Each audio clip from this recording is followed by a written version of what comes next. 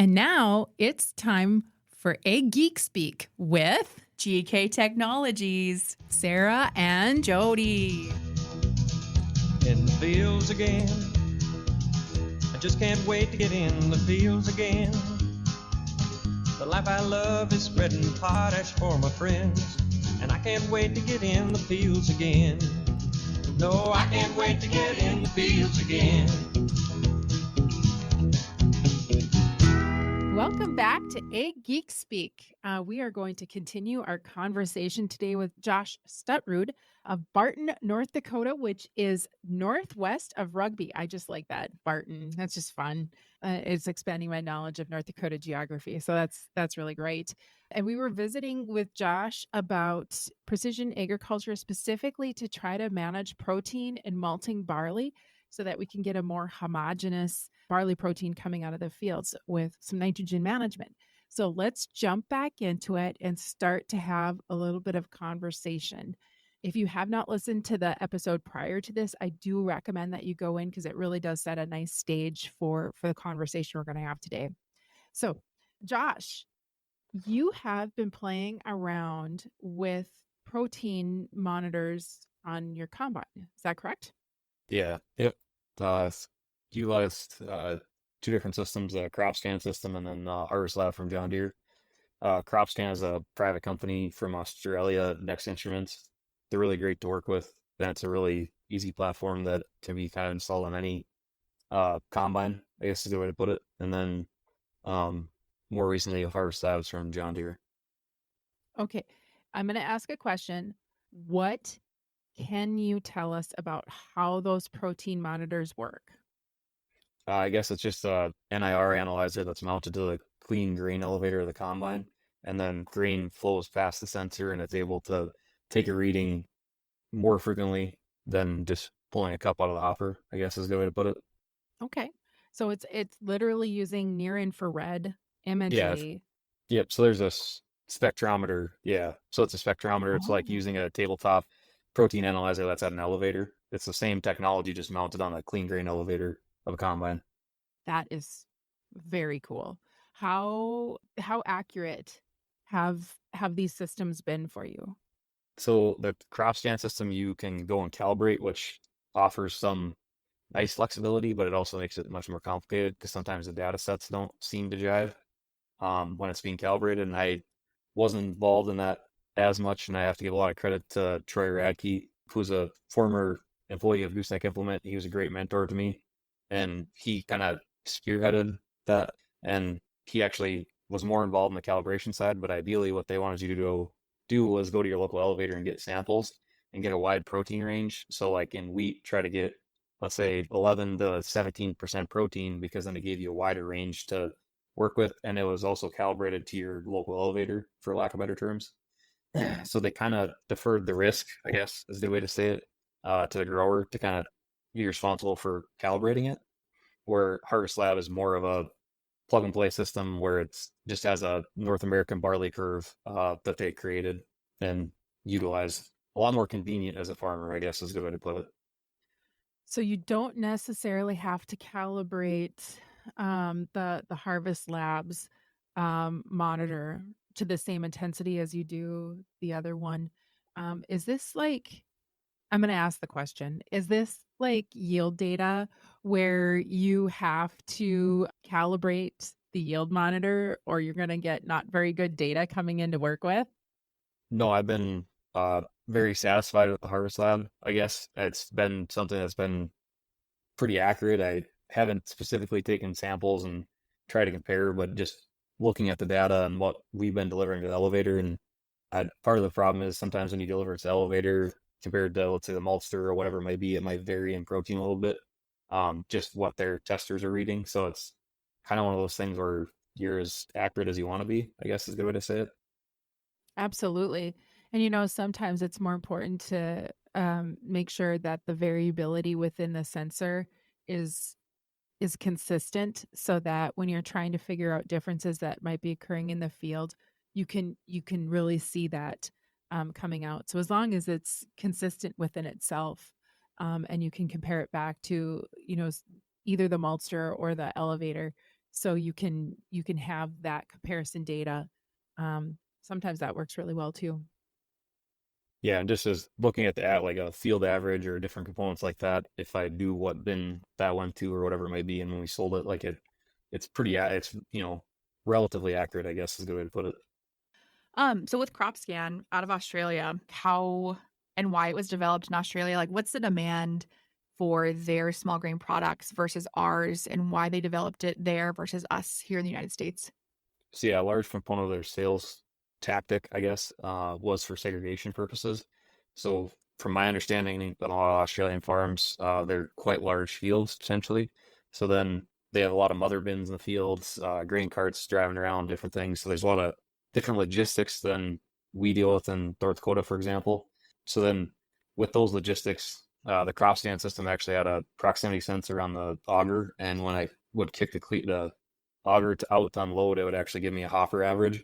So then I could tell the grain cart driver, like, hey, let's put this hopper for grain cart one, and it had a logistics tracking system component to it also. But then you could say grain cart one is this and is high protein, and mother bin two is high protein, and mother bin one is low protein, and grain cart one is low protein, or whatever your logistics might jive to be, because they could use it for segregation purposes. So then if you did have high protein, you could actually take those loads, segregate them, and sell them for, let's say, feed barley, and then the low protein, excuse me, you could go and sell it to a malt company for malting purposes, and the segregation provided more value. Wow, that's really cool. I mean, and interesting too that the big goal and the big driver there would be to segregate so that you can market it at the end of the day. Yeah, it was kind of a added value proposition. This way I'd look at it, I guess. Is there any place in the United States where that they do that at all? Or because I mean, like here in North Dakota, of course, we care about protein, but I feel like there's not as many growers that actively do that segregation on farm, or maybe I just don't hear about it very often.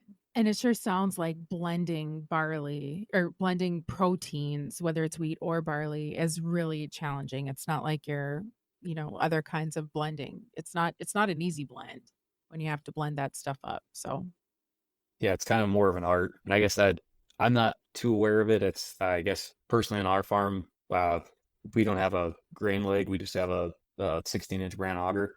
So it'd be something that, like, when I've looked at it or thought about it in the past, like in wheat harvest, if we had high protein and there was a big premium at harvest time, we could deliver those to the local elevator or whichever elevator we chose, and then or go and bin high or low protein. Like you could kind of pick or choose, but yeah, it's kind of complicated and not, it's more of an art than a science.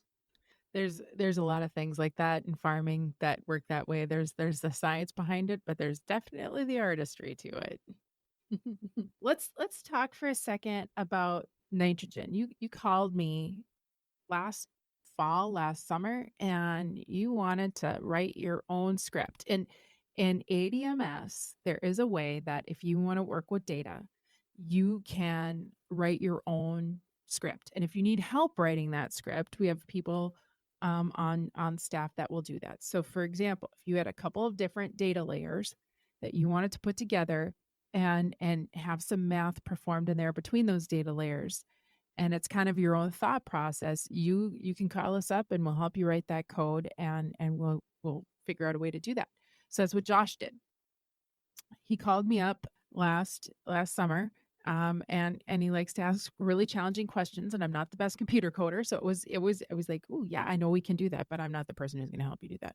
So I think you ended up working with Kelly on it, right? Yeah, yeah, yeah. And you were taking a look at protein and yield to try to figure out nitrogen use efficiency. Can you tell us a little bit about that? Yeah, so essentially it's an academically published equation that uses yield and protein, come up with the nitrogen removed per acre, essentially, of in the grain. It's hard to call it NUE or nitrogen use efficiency. It's more of the nitrogen removal in the grain component of it. And then when you take it back to like that acre or that area and you divide it by the yield, it kind of gives you the nitrogen removed per bushel in the grain that was produced. So the only thing I'm not quantifying or still working on is how much nitrogen is needed for like the vegetative component of the plant instead of just the grain. And or maybe you need to work with bleaching, volatilization, all the fun stuff of the art of nitrogen. It's funny you say that. I watched a webinar that Dr. Regis Karamanos had put together last week for the American Agronomy Society. And one of the slides you showed was about the partitioning of nitrogen for like dry land versus irrigated systems. But he had it broken down by like, oh, this is how much you take out removal, this is how much you take out in the leaves, stems, etc. But in both the irrigated and dryland sections, there was that unknown or the unaccounted for part. So even as we get close to figuring out how much N the crop takes and we take it off, even our science of soil fertility these days, there's still pieces that it's really hard to get down to get to the 100% of where all this nitrogen is going and getting to. Yeah, and that's Did you get I, close, Josh? I feel comfortable, I'll put it that way, but there's still a lot of work I still need to do because I need to do some maybe residue tissue testing post harvest and then soil sampling right after harvest and being a little more intense. But it's kind of hard when you're farming. You're focused more on the farm, is a good way to put it, and just getting harvest accomplished instead of trying to collect that data, I guess is a good way to say it. So for the audience listening, when I had this conversation with Josh, you could just you could just hear his mind working when I was having the conversation. He's got this idea in his mind with the protein and how much nitrogen is in there and all the yield. And I mean, it was just working overtime. And I'm not an unintelligent person, but I was like, wow, this is like really well thought out. And I was like trying to keep up and figure out what was going on. It was a lot of fun. It was great. Um, but it did sound like you got that script made. And Yeah, so from that, you were really able to dial down how much nitrogen or what your nitrogen use efficiency was. Now, does that change in different parts of the field? And does it change with different varieties? yeah. So there's kind of two components as you alluded to. I noticed there's variety differences. Like in our malt barley, we had three varieties last year. Uh, One actually took up about 15% more than the other two varieties, or removed, I should say. 15% more nitrogen. The difference between the other two is about 1%. So two varieties kind of function similarly, and one variety kind of function completely differently.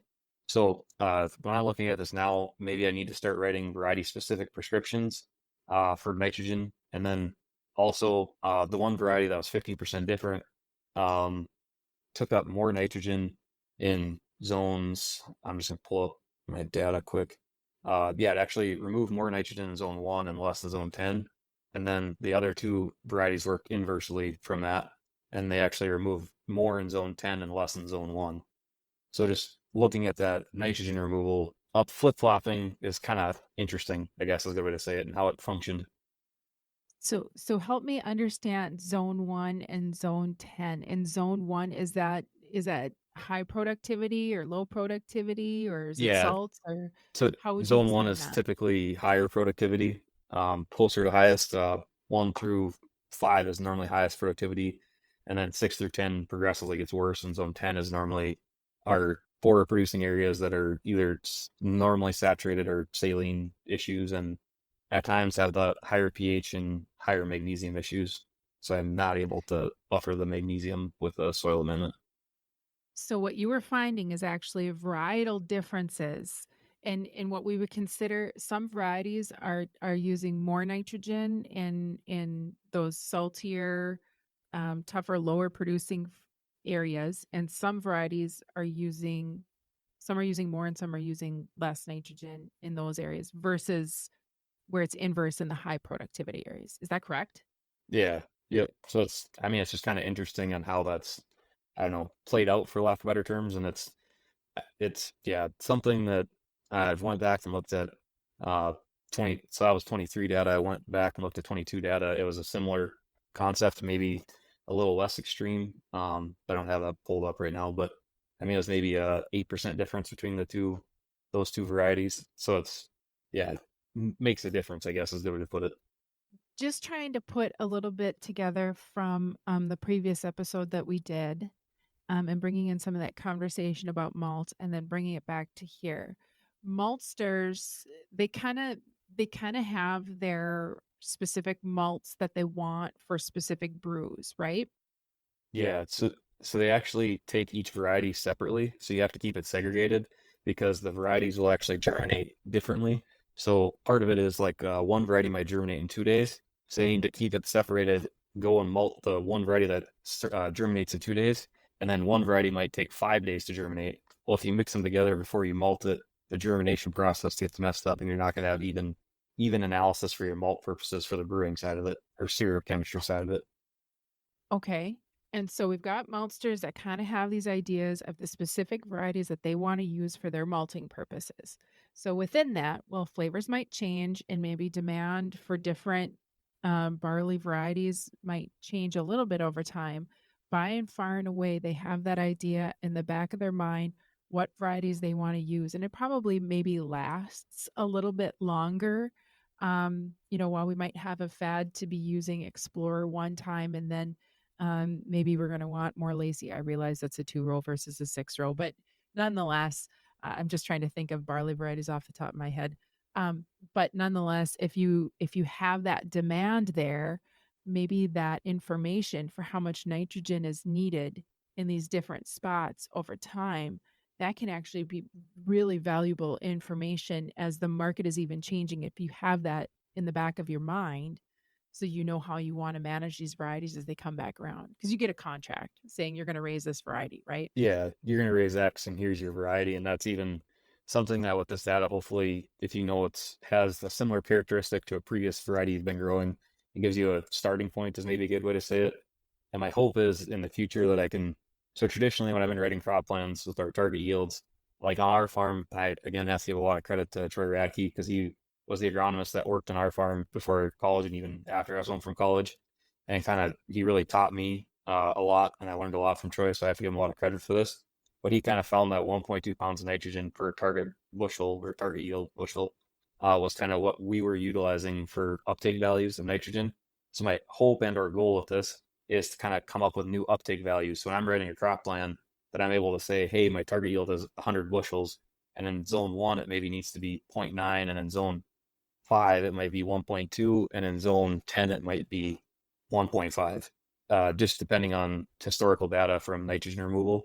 But again, the problem is I'm only quantifying the nitrogen removal in the grain and not in the whole, vegetative system, everything like that. So there's some components that I'm missing that I need to do more research on. That's super cool. That's really cool. And I think it is important to bring up the fact that predicting the mineralization rates of any field is really incredibly difficult. You're never going to know that until you're in the heat of the battle. Yeah. And I know, like, you think about how you might get farther south and they might use maybe organic matter to predict mineralization. But I think it's really important to remember for our region, our summers vary so much every single year in terms of moisture, in terms of temperature. And as those conditions change, that greatly changes what mineralization rate's going to be given that year. So that's why you don't see that much here in the Northern Great Plains using organic matter to predict that mineralization component. Another question I have about this variable barley data that you've got coming in, or barley protein that you've got coming in, that have you taken a look at any other soil testing parameters out there and how that protein data might be correlating to other soil testing parameters by any chance? Like specifically to like salts are you, I haven't Yeah. been, okay. Um, I haven't been specifically looking at that. It's just something that I guess noticing what we've been doing, and like I alluded to what Troy started with, has been working very well. And I think the largest part is just kind of managing your expectations is a good way to say it. But one thing Troy did notice in one of our fields, there was like it's a 60-acre field that has like a 6 or 7 acre area, and that area was always consistently higher yielding and higher protein. It had both of them, so it's kind of a odd contribution, put it that way. So I need to kind of delineate that area a little bit more and do a little more research because maybe it's like farming up by Langdon, North Dakota, and there's a shale formation that's mineralizing a good amount of nitrogen.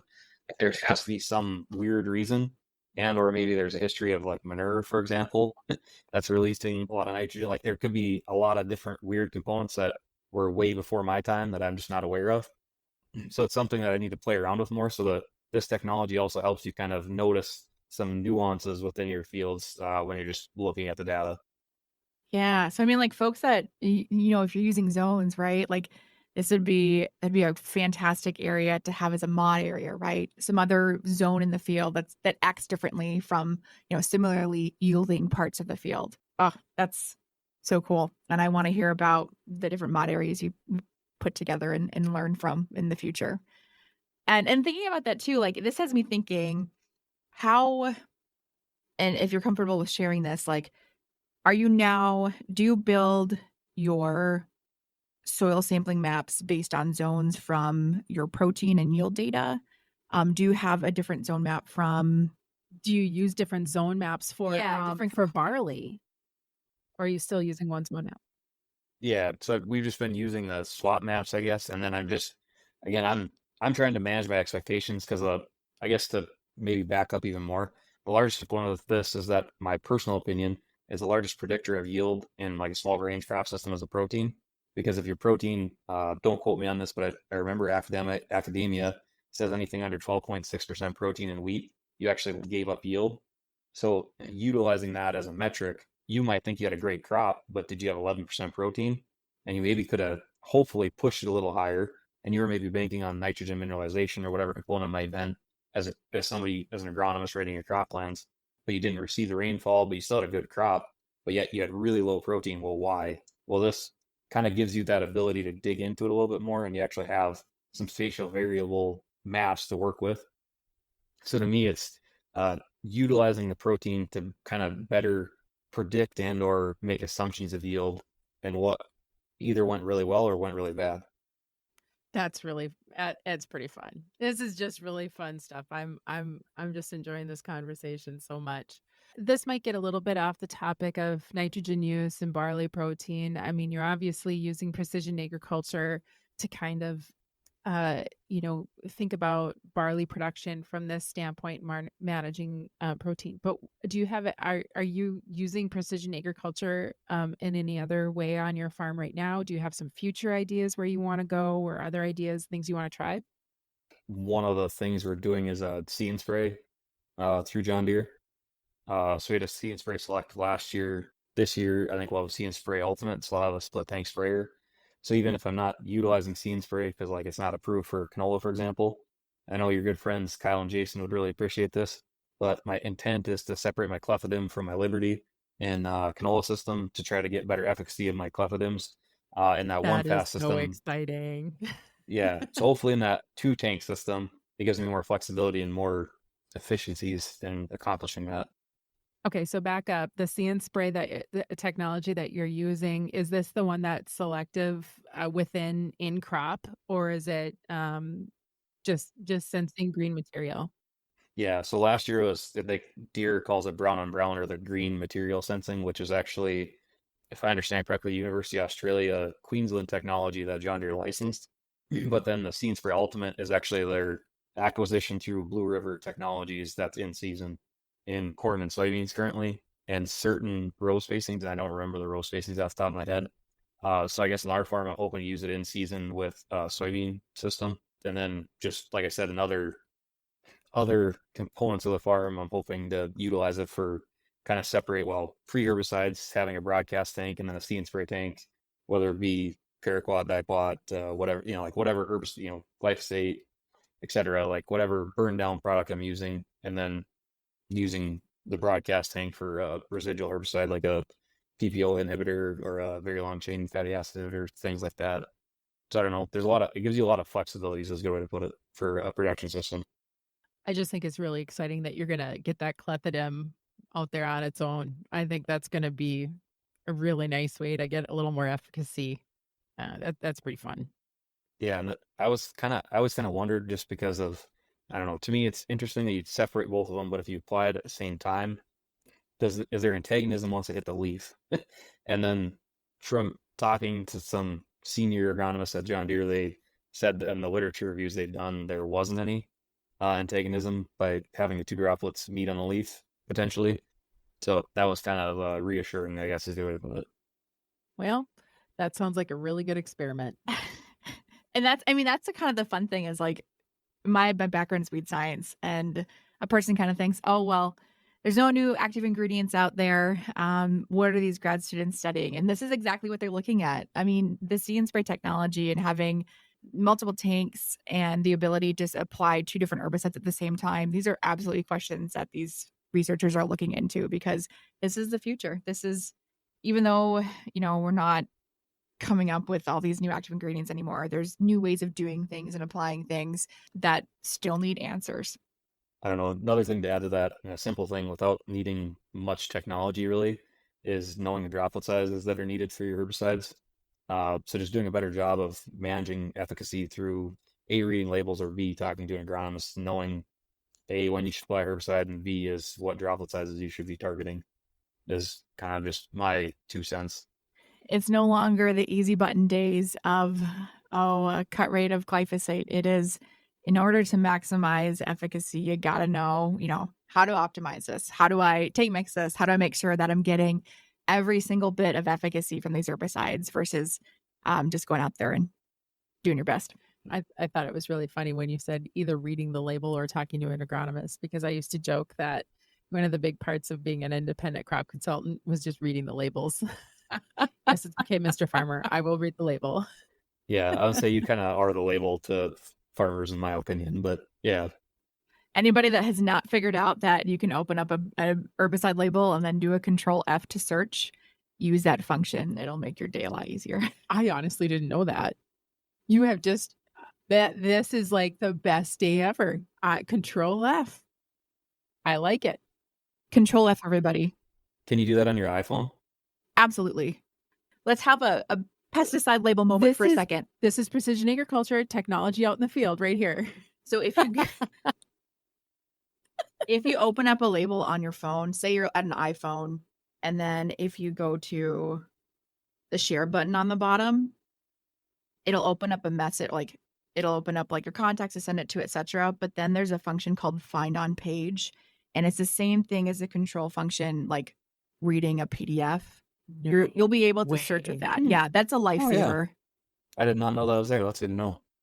This is I actually just pulled up ever. I just pulled up an abstract or a white paper for some end partitioning and different things like that on my iPhone. So that's good to know. So I can just do find on page now. That was very helpful because I've been reading like pretty decently long white papers, and I've only gotten through 8 this winter. Trying to read them. Only 8, just 8. Wow, it takes a little while. Oh, I know. It's pretty impressive that you got through 8, especially like I'm impressed. Well, I'm pretty determined on this nitrogen protein stuff. So yeah. It's okay. We all are nerds and geeks right here. And we're just living it up, having a blast right now with this conversation. Absolutely. And okay, that's another question I wanted to ask too. Like, what is it about like getting the numbers, like when you're in ADMS trying to analyze these data, or like working with all the data layers that you collect, like what is it that really gets you excited about the numbers part of this? Like, why are you like, yes, give me some more numbers? Like, why? It answers a lot of questions, I guess is a good way to put it. So, I mean, looking at a lot of the data, even whether it be soil data or historical data, whatever it might be, it just gives you a lot more insights to make more informed decisions for the future. That's the big thing to me. And like I alluded to earlier, if you're doing zone sampling or zone testing, when you have the soil data, it kind of really gives you a lot of insight into what you're doing right or wrong. The more data you have, the more informed decision you can make, I guess, is all it comes down to. Yeah, and it also comes down to the fact that you're curious, right? You like having this data because you have these questions that you want answered, and you have the stick with it and the grit to go ahead and get the data to hopefully get those answers. Yeah, hopefully I get some results soon. But the search is so much fun, right? Yeah, it's a little bit of a chase. But obviously you must find some enjoyment in it, right?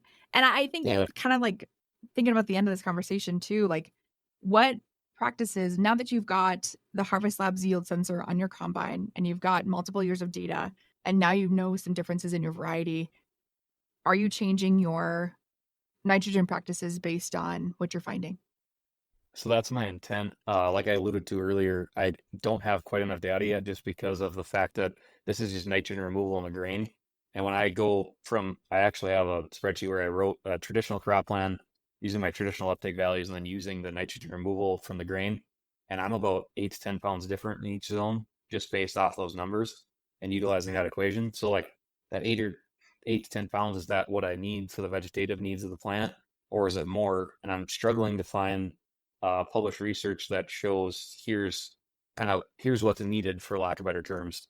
And I found some research from Alberta that was a little old and just had a different yield than what we would expect here.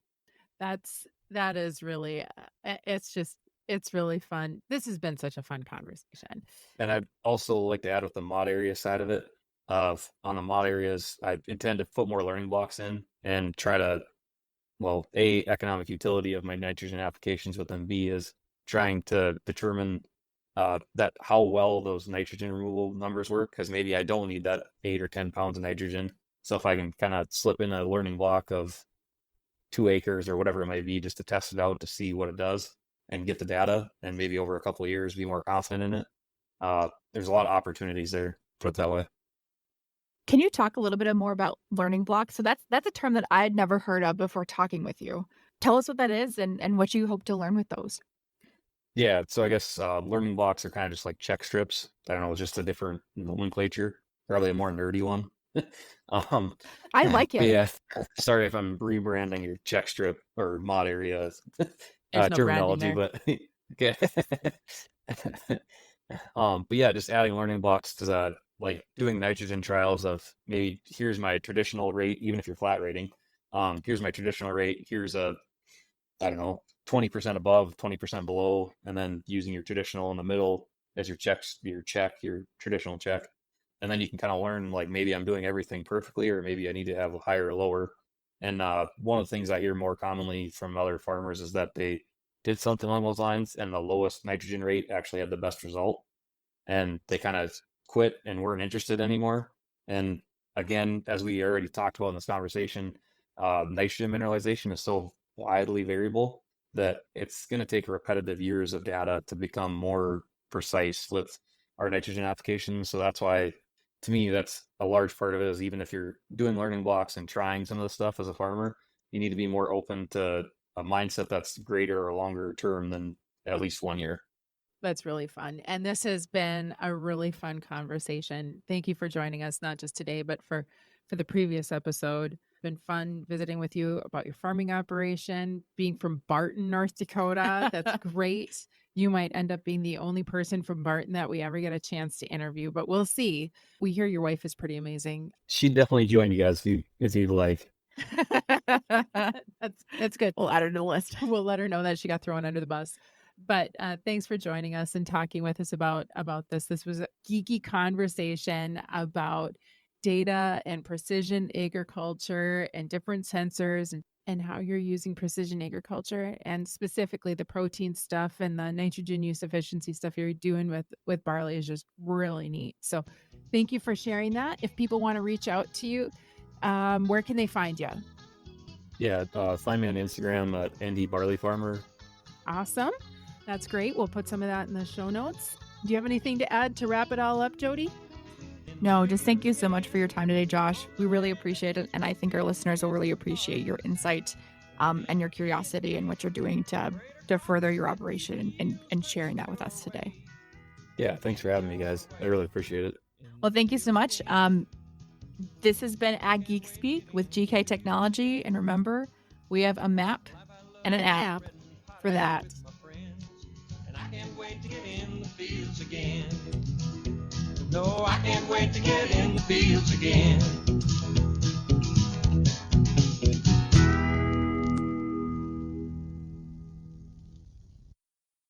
Let the geeks at GK Technology help you with your agricultural data.